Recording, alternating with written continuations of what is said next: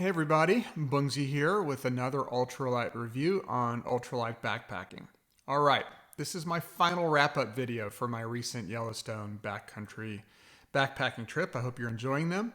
If you haven't seen them, I have a trip vlog, a series of them actually, 3, as well as videos on my gear list, my worn weight, and my gear fails. Today, I'm giving props to the pieces of gear that shined on this particular trip. My gear all-stars. I have 5 of them for you. Like always, I'll throw links to anything I mention in the video description down below. Let's jump in. First off, we have my Sawyer Filter.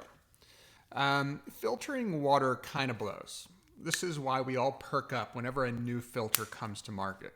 But I tell you, nothing beats the original OG Sawyer Squeeze.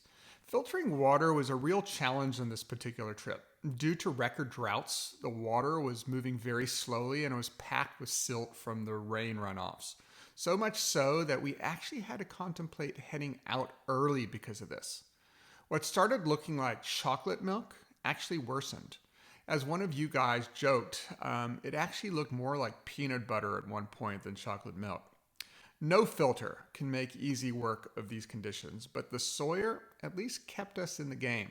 Which leads me to my second gear all-star, the Sawyer coupler. It was critical. The Sawyer back-flushing syringe, which comes with the filter, would not have cut it. It took a large volume of water and a lot of force to flush out the filter. Several other filters rely on just shaking their filters in clean water to unclog them. What a joke. They would have stood no chance. Everyone wants to judge their filters on how well they work out of the box. It's nonsense.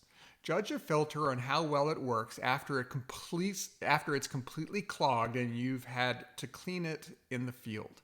This little 0.3 ounce piece of gear was the most important piece of gear in my entire kit on this trip, hands down. I would have traded my tent for this.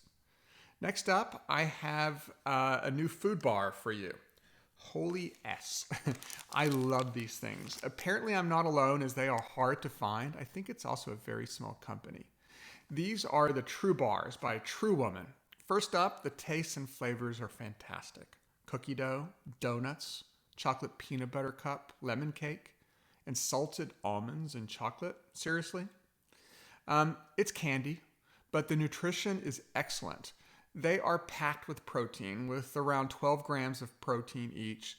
They are also pretty low in sugar, as well as gluten-free, dairy-free, and soy-free as well.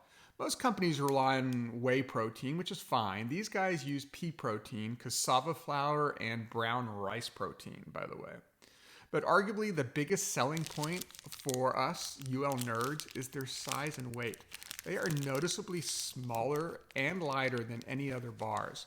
On my scale, they weigh 1.83 ounces each, and they're tiny. The benefit of that, yeah, they weigh less and take up less space in our packs, which is awesome. But there's another benefit. Since they are so tasty and relatively small, they are quicker and easier to eat. We've all been there. We all have our favorite bars that we claim are amazing. But if we're being honest, it's like chewing on a shoe by the time you're halfway through. At some point, it's just a matter of choking them down. Not these.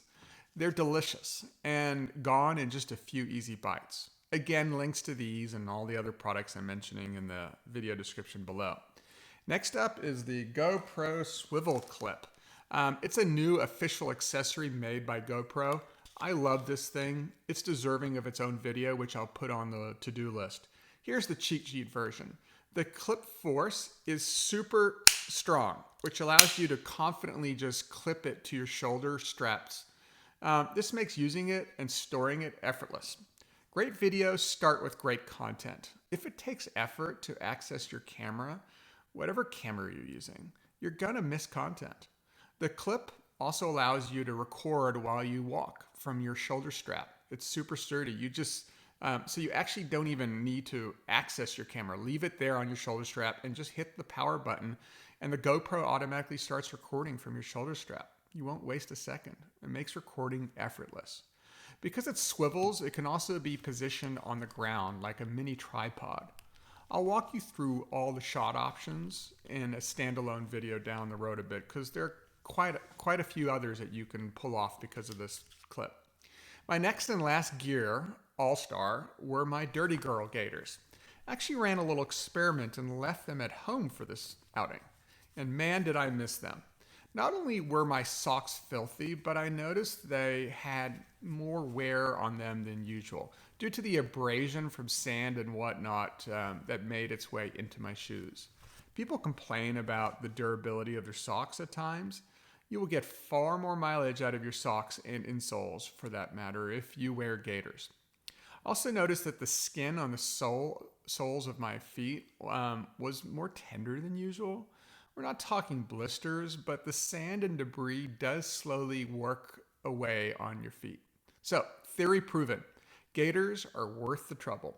And there's no better pair than Dirty Girl gaiters.